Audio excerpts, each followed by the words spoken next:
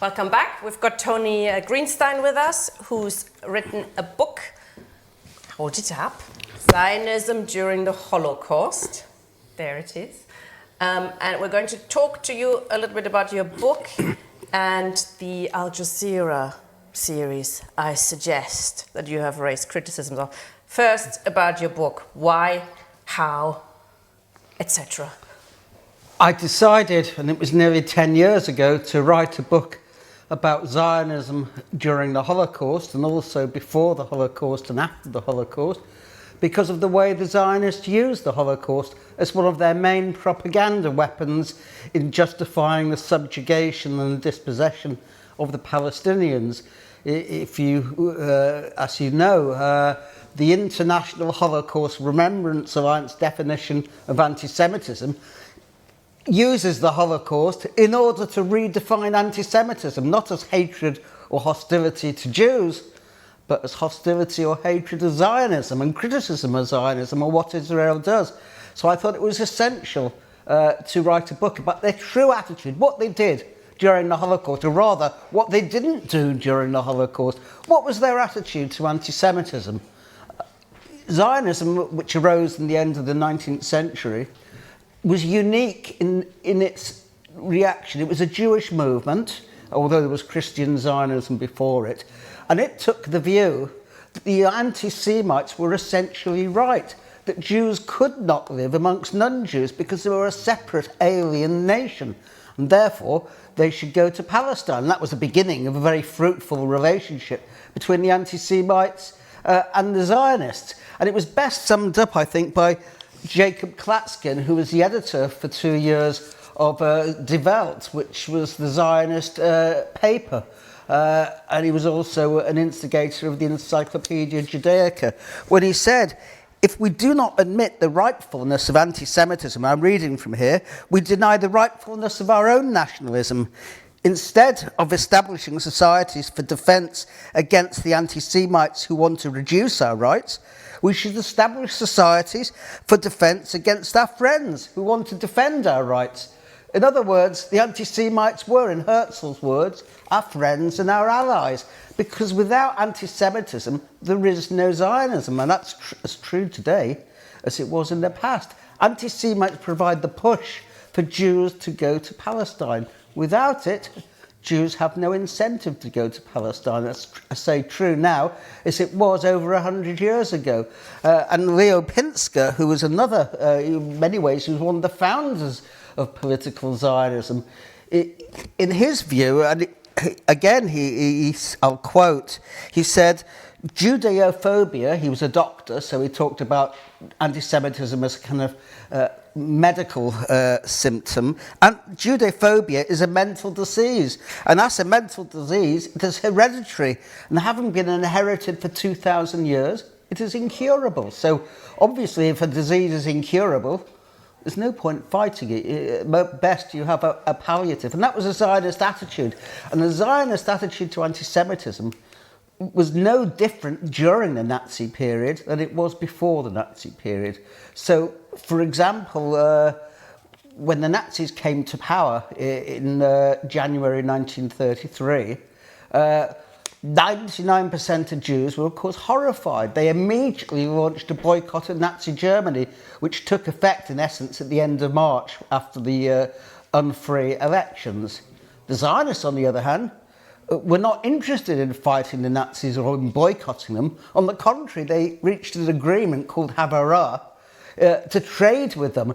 And in fact, 60% of the capital investment in Palestine between 1933 and 1939 was from Germany, from Nazi Germany. They broke the boycott because their main concern was not fighting the Nazis, was not opposing what happened, but building the Jewish state. And this was a constant theme throughout the period. So I hope that's an answer to your question. That's a very good answer, very concise.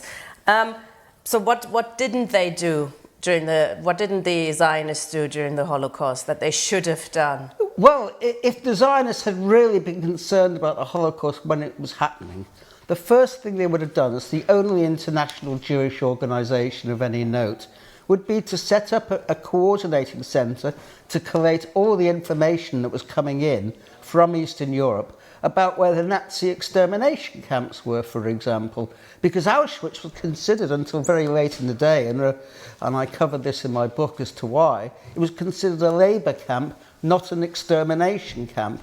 It wasn't until finally Rudolf Verber and Alfred Wetzler, two young Jews who were working in Canada. Canada was the place in Auschwitz where you sorted all the clothes and materials of the Jews who'd been exterminated. It wasn't until they escaped on the 10th of April 1944 and reached Slovakia 2 weeks later and sat down to write something called the Auschwitz Protocols that people knew for certain that Auschwitz was the main extermination camp of the Jews. And not just Jews, gypsies as well, and Russian soldiers and so on and so on, but Jews were the primary victim of Auschwitz. They wrote that down, and it was given to Rudolf Kastner, who was later subject to a trial in Israel at the end of April, 29th of April to be precise. What did he do? He suppressed it. He didn't release it. The one piece of information, which in any case got out because there were multiple copies in the end, the one piece of information which could have proved beyond a doubt that Auschwitz, because it had diagrams and descriptions and so on, was actually happening, the Holocaust was happening, the Zionists suppressed it. And Kastner didn't act alone. He was a representative of the Jewish Agency, the quasi-Zionist government in Hungary. He was the leader of Hungarian Zionism because he reached a deal with Eichmann. Let 600, later increased to 1,600, of the elite Jews escape and the Zionists, and we'll keep quiet. Not only did they keep quiet, but it's documented in Kaloj, Kolosvar, which is in Transylvania, Romania now, that his aides and henchmen misinformed Jews that getting onto the trains would take them to Kenya Maze, a resettlement place within Hungary. And they were told, if you get on the trains first, you'll get the best places when you get off. Of course, that was a total lie. All this came out in the trial. It was a libel trial. Kastner sued his detractors and became the victim of the trial itself, the subject of the trial itself. And it's quite clear what he did. And the judge said, he reached a verdict, you have sold your soul to Satan, in biblical language. So there really is no dispute. Although the verdict was overturned on a legal technicality by the Supreme Court, it upheld all the facts and findings. What do you think should have happened, though? I mean, the war was going on. I mean, what could they have done to stop Auschwitz, you know? Well, it would probably not have been possible to stop Auschwitz and to stop the extermination programme. I mean, that is true. I mean, once it was underway, it would have been very difficult. Though in Hungary, where it was, the extermination of Budapest Jews was stopped, despite the Zionist best efforts, in a sense. The reason given by the plenipotentiary in Hungary, Wiesenmayer, was that it was being carried out in the glare of publicity in the whole world. And because of that publicity, Horthy, the regent ruler in Hungary, got cold feet and put a stop to it. There were people who could put a stop to it. They could have put a stop to it in Slovakia, in other places. Often the Nazis relied on their allies in the subjugated countries. And where people in the subjugated countries refused point blank to carry them out, the Nazis backed off. It wasn't their main task to exterminate Jews. It wasn't a war against Jews. Jews were, of course, victims, but they weren't the only victims. So in Denmark, they backed off. In Bulgaria, they backed off. In Romania, although half of them died, half the Jews, 300,000, survived because the Romanians then dug in their feet because the war situation had changed. There was a lot they could do. The other thing, of course, the Zionists did was they vigorously opposed any attempt to save Jews in countries which were not Palestine. They actually opposed it. Their logic was, well, if other countries can save the Jews, what is the point of a Jewish state? That was the twisted, cruel logic of Zionism. And this isn't my imagination. Ben Gurion was on record as saying, regarding the Kindertransport, where 10,000 Jewish children were sent to Britain from Germany in 1938 after Kristallnacht. Because the Zionists wanted them to go to Palestine, the British refused because they had quotas on immigration. And Ben Gurion said, if I knew that I could save half the Jewish children in Palestine, or Eretz Yisrael as he called it, and all of them in England, I would prefer the former choice, because we have to think of the people of Israel, not just the children themselves. So that was their logic, and that's what the book is about, and it goes into great detail. And Ben-Gurion saw the Holocaust, he saw the rise of the Nazis, as did others like Burl Katznelson, not as a great horrific tragedy in the making, but he saw it as a golden opportunity for the Zionist movement to build itself in a way that had never been done before. Because when there was peace, when there was no anti-Semitism, Jews didn't want to go to Palestine. Why should they? It's far better to go to America and make your living and become rich than go to what was a relatively poor country. So the only incentive to go to Palestine is if there were no other refugees. So the Zionists, it was called cruel Zionism or refugeeism, opposed refugees going to any other country. And in this country, the president and the board of deputies openly boasted of the fact he'd sabotaged the rescue schemes of Rabbi Schonfield, because who was acting on behalf of the chief rabbi, because it didn't fit in with their plans. So, I mean, that's as simple as that. Is this material that has been covered elsewhere, or have you actually dug up some stuff that has not been published before? The majority of it is secondary sources. There is some primary source, but the majority is secondary. This information is available. I've tried to bring it together in one place, and that has been the problem before, that all of this has been scattered. But the information primarily comes from Zionist sources, not anti-Zionist sources. So it's the Zionists themselves who admit what they have done. They all have lamentations in private about what they did, but of course they were forced to do it and so on.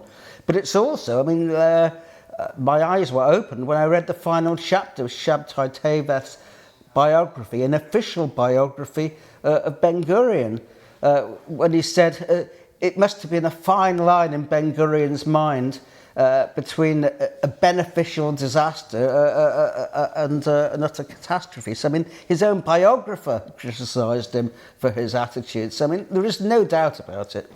Yeah. So, the collaboration between Nazis and Zionists then, that is, I mean, you've touched about the Havara Agreement already, where there has been a number of, you know, there has been some collaboration between both sides. Is there more collaboration that you're talking about in your book? Well, yes. I mean, there's a lot of collaboration, but in many ways, the collaboration was not the worst aspect. I mean, Kastner in Hungary. Hungary, for people's information, was the last surviving Jewish community, large Jewish community in Europe, who the Nazis hadn't touched. Over 500,000. And they only occupied Hungary in March 1944, after the Hungarian ruler, Admiral Horthy, tried to reach an agreement with the Allies because he could see that the war was being lost. So until then, the Hungarian Jewish community had not been touched. And Kastner and the Zionists made this bargain with the devil. Namely, you allow our people out of Hungary, and we will say nothing. We will turn a blind eye. We might even help misinform people as to where they're going. So Hungary was the worst example. But I also think that the obstruction of others who wanted to have refugee schemes and escape plans and so on was equally culpable, if not worse, because they went out of their way to stop Jews escaping. And when, for instance, the Labour government, we talk about anti-Semitism in the Labour Party today, this false concocted affair. But actually there was anti-Semitism in the wartime government. Herbert Morrison, the Home Secretary, set his face against the admission of Jewish refugees after the Holocaust had been announced at the end of 1942. He allowed a small number in and nothing more, even though 80% of British public opinion supported the entry without qualification of Jewish refugees. He said it was because he feared anti-Semitism, as if the anti-Semites would have a veto. But he also later said that he was worried that Jews would become an explosive part of the British community after the war.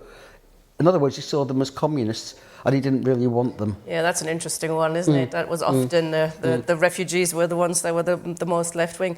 Yes. This is interesting, the idea that Zionists and anti-Semitism is a sort of mutual beneficial relationship, and to present it as a disease, it means that it will always exist. It's not... Has always existed. It's a natural thing. It's almost like, you know, we're meant to believe that capitalism is a natural thing we can't do anything about. That's right. But where does anti-Semitism come from? I mean, it's a long history, but how has it been when has it been taken over by the Zionists?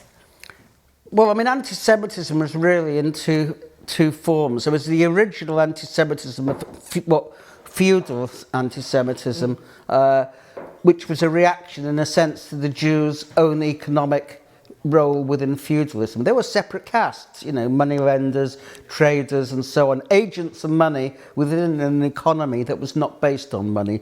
Usury, for example, they called it, lending money at interest. Now we take it for granted, but then it was seen as very alien. So you had a feudal anti-Semitism, which was from the bottom upwards, because the Jews were, if you like, brought into Poland by the king and the nobles, who used them to borrow money and so on, and then gave them the right to tax the peasantry. And so the peasants revolted against the Jews because they were the immediate target. But with the rise of anti-Semitism in late 19th century Germany, it was a completely different kettle of fish. Anti-Semitism came from the state, not from the bottom up. It wasn't the working class and the peasantry who were the main instigators of anti-Semitism. It was a ruling class, like in Russia. They divided people on the basis of anti-Semitism. Jews were the scapegoats and the targets. So that was the key difference. But to the Zionists, there is no difference. Anti-Semitism is like a tapestry. It's seamless. It's always been there. Why? Because of the Jews. I mean, what they're really saying is that Jews have something about them that makes them different. And therefore, it really ends up justifying it. Because if something is eternal, then there's really no point arguing about it. It is really part of the natural order. I mean, Chaim Weizmann said that it's not about the solvent. It's not about the ability of Jews to dissolve into the British people. It's about the solvent power of the British people. So many and no more. And a society cannot absorb too many Jews. Therefore, they have to go and live in their own separate racial state, which is what Zionism did. Yeah. I mean, anti-Semitism, of course, does exist, and I'm sure it still exists. It still exists today. On, you know, in a very, very small scale, I think we would both argue. You've watched the Al Jazeera program. I've watched the first episode, which was interesting, nothing revolutionary. But you had some big problems with the second part in terms of its definition of anti-Semitism, haven't you? Yes, the problem with the second edition of the Al Jazeera program, incidentally, the full-length edition is far better than the one shown on TV, is that it assumes, I mean, it has Peter Oborn with this ridiculous graph showing that anti-Semitism was only a minute percentage and not as big as had been made out. That's true, but I think it's beside the point. It was never, what happened in the Labour Party was never about anti-Semitism at all. If it had been another leader in place, you'd have had the same handful of anti-Semites in the membership. The Zionists would have said nothing. They weren't concerned about anti-Semitism. What they were concerned about is redefining Corbyn supporters, that is anti-Zionists, as anti-Semites. That was what it was all about. And therefore we should not accept the narrative that says there was an anti-Semitism problem in the Labour Party, but it was smaller than we actually imagined. There was no anti-Semitism problem, never was. And if, actually, to be quite honest, if there was an anti-Semitism problem in the Labour Party, the Zionists would be the last people to actually complain about it, ironically. They've never taken anti-Semitism of the genuine kind seriously at all, so no. I mean, we were both involved in Labour Against the Witch Hunt, and I must have seen close to 100 expulsion letters and suspension letters, as have you. There is confusion on the issue, that's for sure, when people talk about, oh, the Rothschilds or, you know, the Jews. Even then, when people say the Jews, I think it's often more to do with the misunderstanding than actual, real anti-Semitism. Oh, yeah. I mean, if the Zionist movement, and of course the Daily Mail and the Express and so on, if they're always telling people that Zionism and support for Israel are indistinguishable from Jewish people, then some people will react to what Israel does and say it's the Jews, because that's what they're being told it is. That's not genuine anti-Semitism. Genuine anti-Semitism is when you hate or dislike someone racially because they're Jewish and not white, British or Aryan or what have you. That's anti-Semitism. Most of these cases are about slips of the tongue, the wrong language, etc. So they delve into social media and then reinterpret what someone said in order to make it appear anti-Semitic. I mean, it's a trivial, dangerous game, really. But still, the idea that anti-Semitism is a disease, that has been brought up again on the left as well. I find that particularly shocking, that you find on the Labour left people going around and saying, you know, this is a trope, this will get you into trouble, etc. Those, you know. Yeah, I mean, it needs to be combated, the idea that anti-Semitism is some kind of virus. It isn't. Because if you say that, what you're saying is anti-Semitism has nothing at all to do with the society in which we live, capitalism. It's something which is immutable, can't be changed, has nothing to do with the society we live in, will always exist and has always existed. Why? Because there are Jews, because Jews just can't mix. You know, because Jews in the diaspora were alien, sociopathic creatures in a sense. They couldn't get on with their non-Jewish neighbours. And we know that's not true, of course, because in the West, anti-Semitism has virtually disappeared. The main form of racism is against black and Muslim people. In Britain, anti-Semitism is not a form of racism, it's a prejudice at best. You know, Jews are not discriminated against. Jews do not suffer oppression. And so this Zionist idea is a thoroughly reactionary one. It reflects the anti-Semites. They also say the same. I mean, the two agree on so many things. And today, you see, I mean, the worst anti-Semites, from Donald Trump to Steve Bannon to Richard Spencer to Tommy Robinson, they're all Zionists. They love Israel. I mean, you know, and what is there not to like about Israel if you're an anti-Semite? It's the ideal ethno-nationalist state. Breivik, the Norwegian mass murderer, he loved Zionism. He attacked viciously anti-Zionist Jews because he saw them as anti-national. So we're going to talk about these issues a bit more today when we're discussing the Ford report and when we're discussing the war on woke and the war on the left. But to sum up quickly, what was the most surprising thing that you found out? Or is there anything surprising for you that you found out and that's in your book? Well, what surprised me was the way certain Zionists welcomed the accession of Hitler to power. Nachman Bialik, who is a Zionist national poet, he wrote, and I quote, Hitlerism, this is in 1933, has perhaps saved the German Jewry, which was being assimilated into annihilation. Because to the Zionists, if you assimilate, you marry a non-Jew. That is as bad as disappearing from the Jewish people race. So it's equivalent to the Holocaust.